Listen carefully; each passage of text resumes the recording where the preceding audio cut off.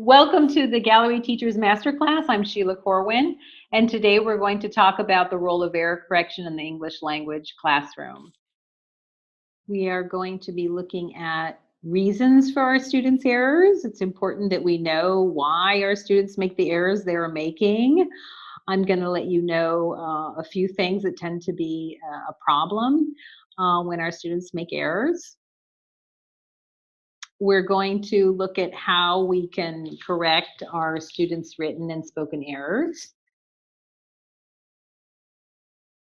We're going to talk about noticing and how important that is for language learners, both noticing their spoken errors as well as their written errors. We're also going to look at the ideas behind fluency versus accuracy.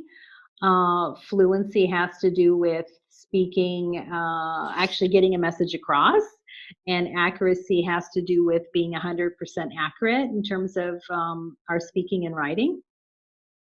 And we're also going to look at the kinds of feedback you can give your learners. We have different kinds of feedback, different ways to give them feedback. So let's go ahead and start with the 4 skills. Okay. And as you know already, the 4 skills are reading, writing, listening, and speaking. We've got input, and we also have output. The input, we refer to those as receptive skills. And input has to do with anything that we give our learners that has to do with reading and or listening. So when we give our students a reading or listening activity, we often check on their comprehension. Of course we do. That's really important, right? We give them an activity, and if it's reading, maybe we have several comprehension questions. Maybe they're written. Maybe we ask them what they understood. Maybe we ask them to write a summary. And then we also have listening. And oftentimes when we're giving students a listening activity, we have them listen more than once. And then we have comprehension questions. When I give my students a listening activity, I actually have them listen the first time without the questions. And then I give them the questions, and depending on whether or not they answered all those questions, which are on a handout, I might give them also a third listening, which will give them a chance to confirm what they got, what they answered, and also give them a chance to get what they might have missed. So we've got those receptive skills. We as teachers need to check on student comprehension of what was received. And then we also have the productive skills. And the productive skills have to do with what our students produce. You know that already. The productive skills have to do with output. And the productive skills are actually writing and speaking. And this is what we're focusing on today. We're focusing on how we can provide our students with error correction in what they produce in their writing and speaking. And the interesting thing is that, students who are illiterate, they are usually missing 2 skills. They're usually missing one receptive skill, which is reading, and one productive skill, which is writing, right? Because we tend to learn those in school. But anyway, today we're focused on writing and speaking, and providing our students with corrections on errors on their output. So we're going to look at the first thing that could lead to student errors. And if any of you are teaching now or have any experience, you might ask yourself, why are my students making these kinds of errors? Why are they making the errors that they're making? Is it possible that, they might come from their mother tongue? So let's take a look at some different languages, and I want you to take a look and see what you notice about these languages. First, we have English, right? We have the beginnings of this sentence, the red car or the red cars. The red car is singular. The red cars is plural. And then if we compare English to French, la voiture rouge et les voitures rouges, you can see that it looks very different from English, right? For example, you can see in French that the adjective comes after the noun, and you can see in English the adjective comes before the noun. So that's something that's very different, and that can cause confusion with your students when your students are learning English. And then we can see we've got in Spanish el coche rojo and los coches rojos. And in Italian, we have la macchina rossa, le macchine rosse. So, take a look at those and think about what you notice.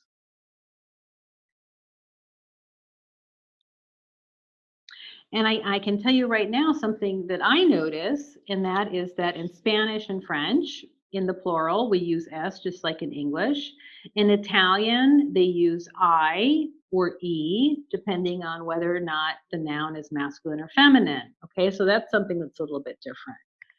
We've got the placement of the adjective is different. We've got articles that are different. We've got the adjective which agrees with the noun, which is different, all different in English. If you look at the adjective in English, the adjective in English remains the same. It doesn't matter if it's singular or if it's plural. So this can actually lead, your English language learners to do interesting things. And I actually worked at a university in Mexico for a year, and I noticed a lot of interesting things that my students would do. That they were Spanish language speakers, and they would do things like this: these cars reds. Now, why would they do that? That makes sense, doesn't it? If we think about their mother tongue, right? If we go back here and just take a look at this, el coche rojos, los coches rojos, right? Los coches rojos. And we look at what they did in English from los coches rojos, we can see that they've done a direct translation. So if I was a speaker of Spanish, that would make complete sense to me, right? I've just directly translated a sentence from Spanish into English. Why shouldn't that work? That should work. That should make perfect sense. So what do we call that when our students do things like this? They've done a direct translation from the mother tongue, right? And that is something that we call L1 interference. And, that's very, very typical because we all have preset parameters from our mother tongue. And those preset parameters are very, very, very difficult to break out of. I've actually provided you with an example here from Italian to English. And a lot of Italians make this error when they're learning English. And in Italian, they say sono d'accordo. And the direct translation of that into English is I am agree. But we don't say I am agree in English, we say I agree. When we are learning a second language, it's very typical to make these kinds of errors. Very, very typical. I actually have lived in Italy for many years, and even still today now I make a lot of errors in Italian because I've done direct translation from my mother tongue. It makes perfect sense. It's very, very hard, again, to break out of preset parameters set by our mother tongue, not only with language structure and grammar, but also in pronunciation, as we know. So another word for L1 interference is actually L1 transfer.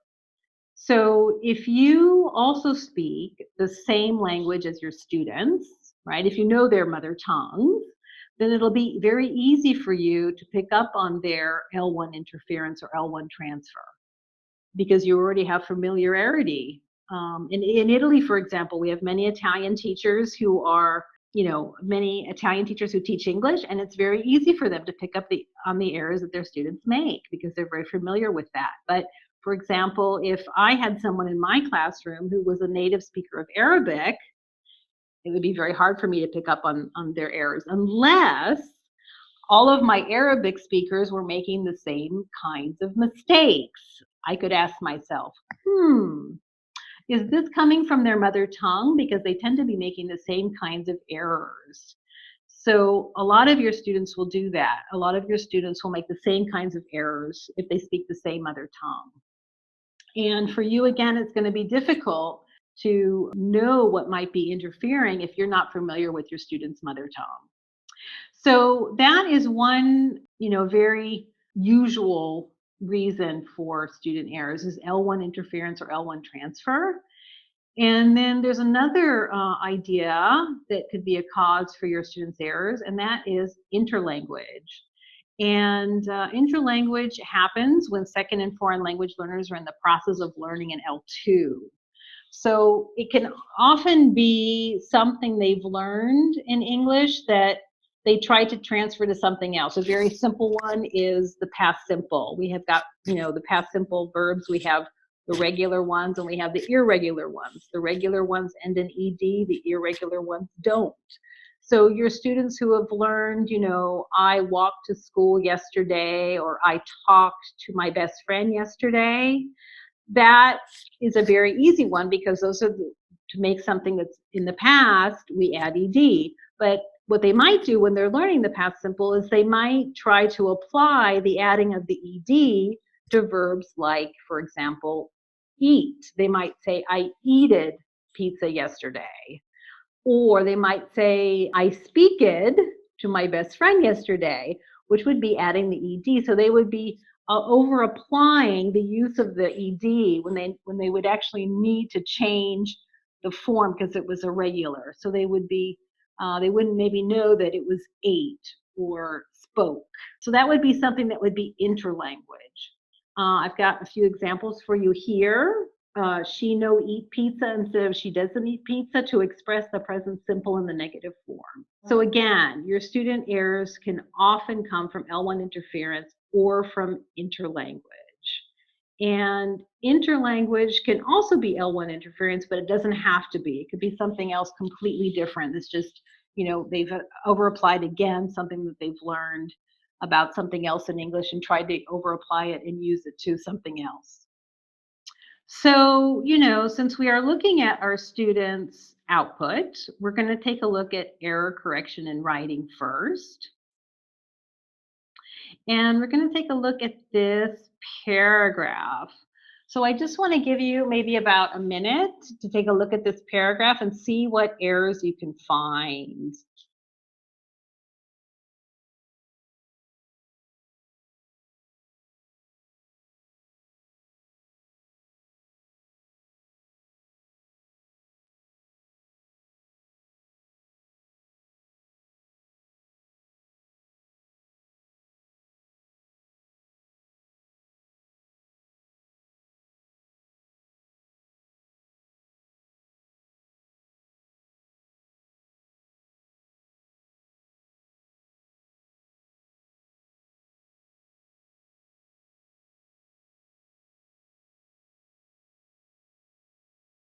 So, when you get samples of your students' writing, don't feel like you have to correct everything. It's not something that you have to do. You can spend a lot of time on the weekends and correcting your students' papers and then bring them back to them and then they don't do anything with them. So, you can think about maybe grading less or correcting less because if you try to correct everything, it can be very, very, very overwhelming to your learners. And maybe you just need to focus on, the most important errors. You just need to maybe focus on what you've just gone over with them or maybe what they should already know. Again, don't feel like you need to correct everything. I know a lot of teachers feel like they need to do that, but you do not need to do that. So hopefully you found a few errors here. There are a lot of actually errors where students have made in the past simple. And that might be something we want to just focus on. We want to focus on the most important errors and leave the rest. Things have to be given in very small doses. You don't need to correct everything. So here are some ideas for you in terms of your students' written error correction. And then I'm actually going to show you how we can actually do it. Okay. So don't feel like you need to correct everything, especially for lower levels. They're going to be making tons of errors. It's important not to correct everything because if you correct everything, it'll be very overwhelming. You can think about correcting everything for higher levels because they're going to be making fewer errors and they're going to be refining what they already know. So don't correct everything. And then, as I mentioned earlier, correct what your learners should already know or what you've just gone over in class. And maybe don't always use red ink. You could think about using other colors like blue or pink or violet or, whatever you want to use. But a page full of red ink could be very, very daunting. And then, if you're going to be correcting your students' errors, hopefully you won't correct everything, especially for lower levels. You need to provide feedback that's suitable for them. Think about your students' proficiency level. Where is it? Is it beginning? Is it elementary? Is it intermediate? Is it advanced? What level are they? And maybe if they're beginning, maybe you just want to draw a smiley face or a sad face or some kind of picture or a star or whatever. And you can also think about giving your lower levels some feedback, but make sure that your feedback is very short, very clear, and that you're using vocabulary that they understand. We need to think about these things so it doesn't become overwhelming for them. And then, the other thing is when you're giving your students feedback on their errors, is to always make sure you give them some positive feedback, because we all need positive feedback. We all need praise, and try to find something they've done well in their written work. Even if you can't think of anything, try to find something. Maybe it's, they made a lot of errors, but you understood what they were trying to say. Or maybe they have really nice handwriting. You really liked their imagination, whatever. Try to find something positive so it's not always negative. And then what I'm going to show you how to use is correction codes. So they say you shouldn't correct everything, and they say that you should not give your students the answers. So in other words, don't X out things and then put the right answer. In other words, use correction codes. For example, here we've got WO for word order. Maybe they've done things like our student from Mexico who said, the car's red, right? So maybe the word order is not correct. Maybe they've used the wrong word. Maybe there's a problem with the tense. And when you use correction codes, they can be very, very helpful because they allow students to edit their own work. The only thing is, if you're going to be using correction codes, you need to make sure that your students also have a copy of the correction key so they can decipher what you're trying to say to them, what it is actually that they've done, and they need to be able to understand your correction code. So if we had actually this paragraph, I've actually highlighted some of the areas where students were having difficulties and where there are written errors.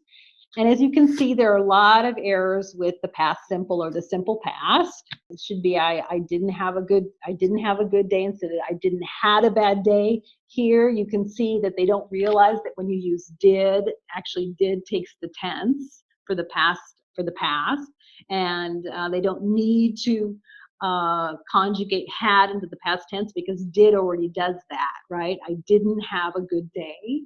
I was late in school and I missed, right? They forgot the ED, the bus. My girlfriend was angry with me because I didn't call her. That's the same problem as in the first sentence. I didn't call her. Did takes the tense, so the verb that follows is in the infinitive form. And she wanted to go to the party, but I couldn't because I helped my father in the garage. So again, another problem with the past simple. Also, my mother was angry because I forgot to clean my room, missing word. The only missing word that understand me is my, that should be a possessive adjective, my dog. He never maybe gets angry or never got angry, and I love him very much. I wish today is a better day. And so I'm going to show you now how you can actually correct this with your students if you're going to be using correction codes. So what we can do is, for example, if your students, if you look in the second sentence here, I was late in school and I missed the bus, right? Missed is in the wrong tense, right? We need an ED to make it in the past simple. So it's very important that you could use a correction code like that. You could circle the mistake, and then instead of correcting it and putting miss, ed, missed, you could just write WT for wrong tense, okay? And same thing is, we've got WW, which stands for wrong word. They needed the possessive adjectives there instead of mine. So understand me is my dog. And then we also have one other, which is missing word. The only blank that understand me is my dog. So the only what, so missing word. So again, instead of correcting everything, you should use codes like this so your students can try to notice and figure out their own error and make the correction themselves. That's the most important thing, is noticing and then having them make the corrections. Because if you do it for them, they are never going to, it's not going to sink in. They're not going to remember, and they're not going to learn how to, make the change. They've got to notice themselves in order to make the change and make the correction to avoid making the same error the next time. So, you can also give them some feedback, right? And here's something, I try to keep my sentences really short, 2 very short sentences. I'm sorry you had a bad day, and good effort on this paragraph. So always give your students some written feedback. And what you should also do is, if you're using those correction codes, make sure your students also have a copy of the correction codes you use with your symbols so that they can decipher what you're actually trying to tell them. So it would look something like this. Here's the correction key. And so WW is wrong word, WT is wrong tense, and MW is missing word. So if you correct less, it's going to be it's not going to be overwhelming to your learners. And it's something that they could do. They could do that. They could make these corrections. Don't give them. And again, just make sure that you don't overcorrect. So we've talked about error correction in writing, and now we're going to look at error correction in speaking. And it's usually a good idea to do your error correction in speaking at the end of the activity or the end of the lesson. So what you can actually do is, when your students are working in pairs and groups, you can actually make notes and take note of the errors that they're making. When you hear your students making errors, write down the sentences where there are errors that you hear. And then what you can do is you can write those sentence errors on the board, like this teacher has done. And so here we are, teacher writes down errors while students are working in pairs and groups. And then teacher writes them on the blackboard at the end of the activities. And students in pairs work together to find the error. I have a great video for you to watch at the end of this. It'll be available in the resources, and you can see exactly how this English language teacher in England does that. He has a classroom of non-native speakers from all over the world, and you can see how he has done this activity. It's a very good one because it gets your students to notice.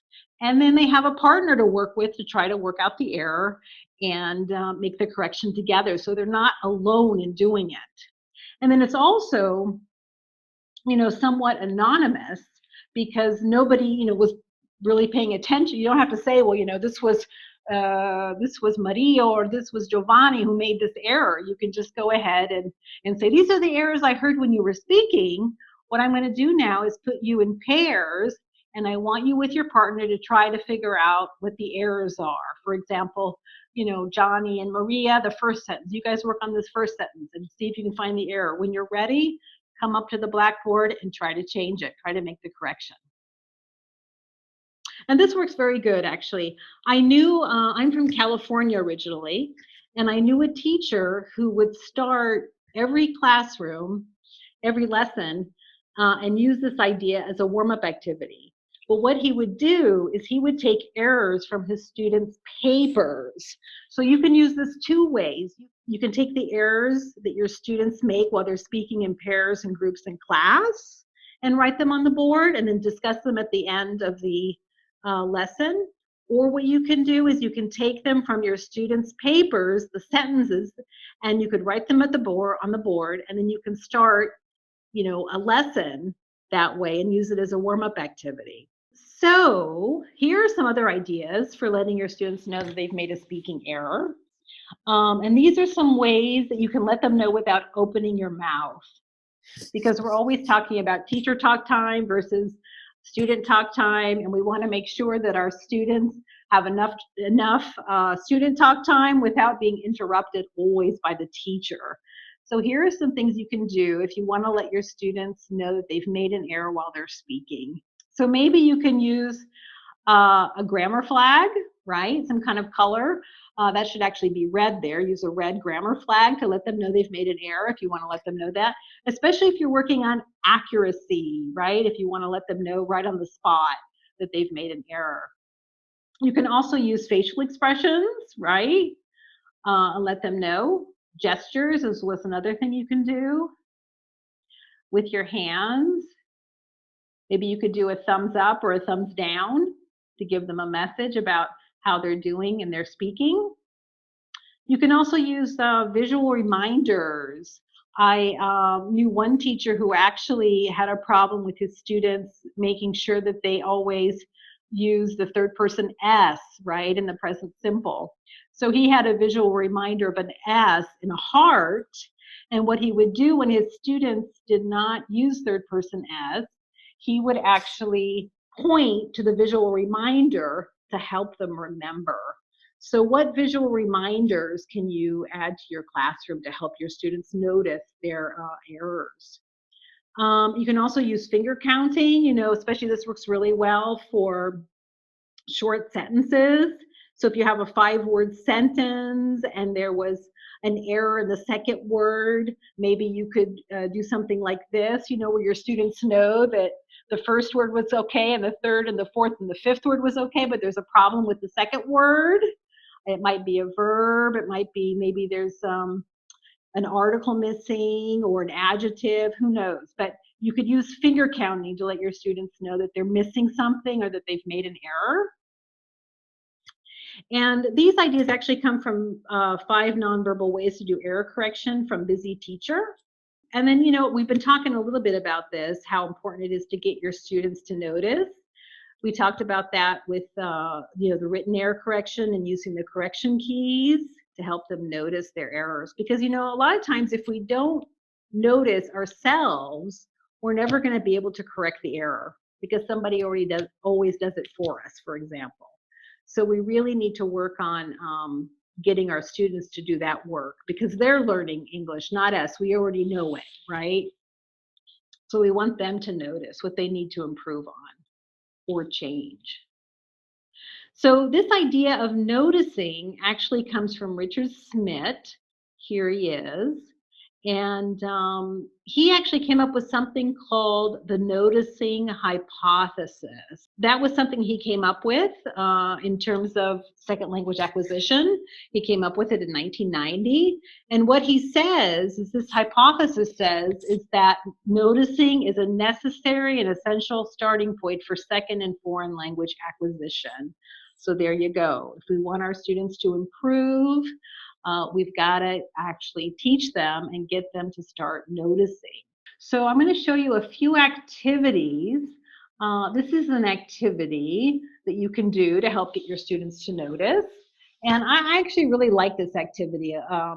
It's very easy to do. This could actually come from your students' own errors. You could find, just make up some errors yourself, or you could collect your students' errors and you could put them on a handout.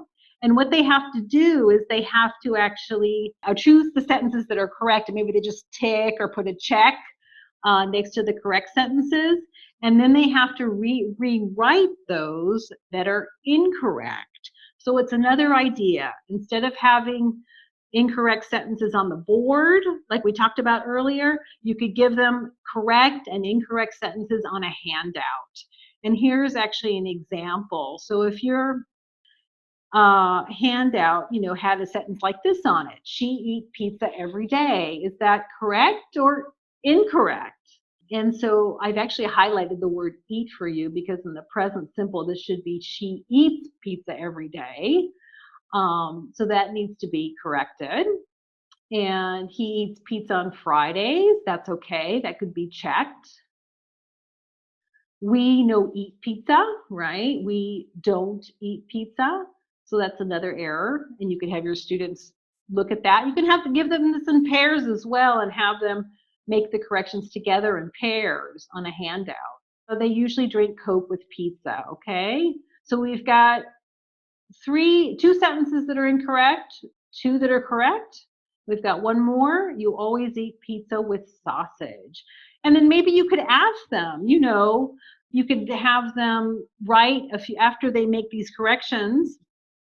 You could ask them a few things and they'd have to write their own sentences using the present simple to talk about something that people do frequently. So maybe you could say, you could ask your students, what do you usually do on the weekend?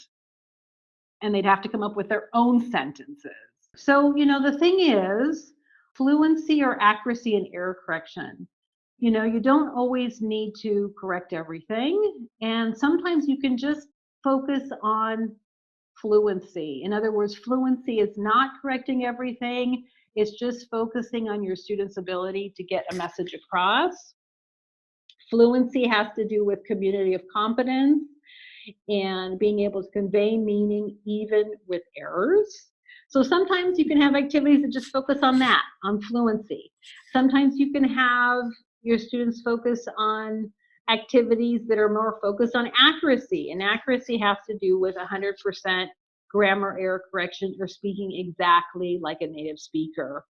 You could let your students know, if you have them do any kind of writing or listening activity, you could let them know, now this activity we're just going to practice getting a message across. I'm not going to focus on your errors.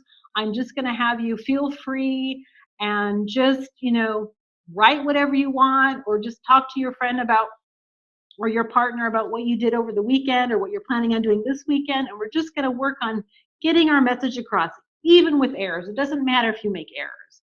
And then sometimes you could tell them, okay, well, we just did the past simple and we're really going to focus on accuracy. I want to make sure that you know how to use the past simple and that you know when you need to add an ed to a verb or when you need to conjugate the verb and not use ed for the irregular verbs. You can think about that. That's another way to include variety in your lesson.